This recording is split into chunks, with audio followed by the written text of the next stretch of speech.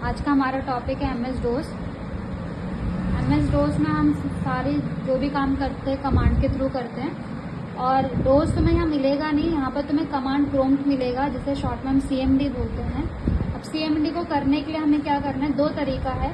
या तो अगर तुम्हें नहीं पता तो सर्च में यहाँ पे CMD डालो, सिंपल कमांड प्रॉम्प्ट लिखो, तो यहाँ पर तुम्हें कमांड प्रॉम्प्ट ओपन हो जाएगा। लेकिन जब भी हम कमांड के थ्रू जब काम करते हैं ना, तो उसको हम शॉर्टकट वे में ओपन करते हैं। शॉर्टकट तरीका क्या होता है, अगर तुम्हें शॉर्टकट याद नहीं रहता तो तुम यहाँ पर जाके ओपन कर सकती हो।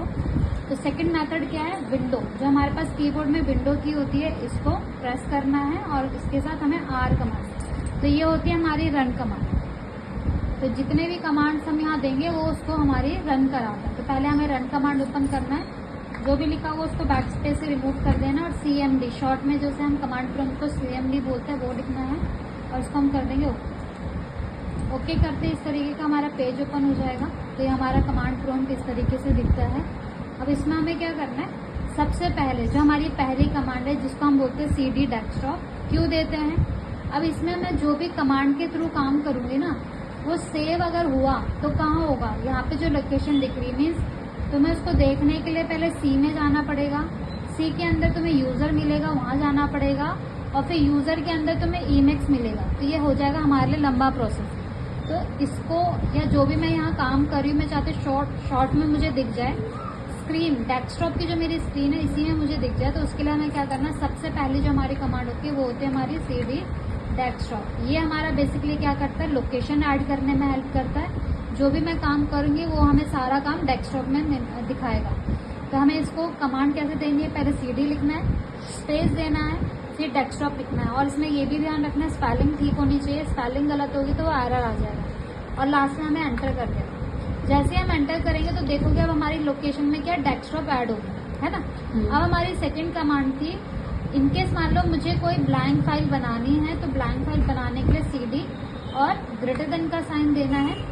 अब जो भी फाइल का नाम हमें देना है, जैसे मैंने नाम दिया कुमकुम, और मैंने याद हो तो मैंने उसमें ऊपर 3 एक्सटेंशन लिखवाया है, .doc, .txt, .xls, तीनों के मैंने नाम लिखवाए हैं। अगर .doc लोगे तो वर्ड की फाइल बनकर आती है, .txt लोगे तो नोटपैड की फाइल बनकर आएगी, और एक्सेल के लिए XLS जो कमांड है वो दोगे तो एक्सेल की फाइल बनकर आएगी। तो फाइल को बनाने के लिए सबसे पहले CD ग्रेटर देन लिखना है, फाइल का नाम और कौन सी फाइल तुम्हें बनानी है। मुझे वर्ड की फाइल बनानी है तो .doc लिखना पड़ेगा उसके साथ, और लास्ट में हमें कर देना है एंटर। जैसे ही एंटर हम करते तो देखोगे हमारी इसने क्या वर्ड की फाइल यहाँ पर मुझे बनाकर दे दी। अब ऐसी मुझे TXT की फाइल बनानी है तो same command CD greater than, नाम सेम दे सकते हैं क्योंकि अब इसमें हमारी फाइल डिफरेंट बनने वाली है, इसलिए अगर मैं सेम वर्ड की ही फाइल बनाती तो नाम में थोड़ा डिफरेंट रखती, लेकिन मेरी फाइल ही डिफरेंट है इसलिए वो सेम नाम एक्सेप्ट कर लेगा, ठीक है।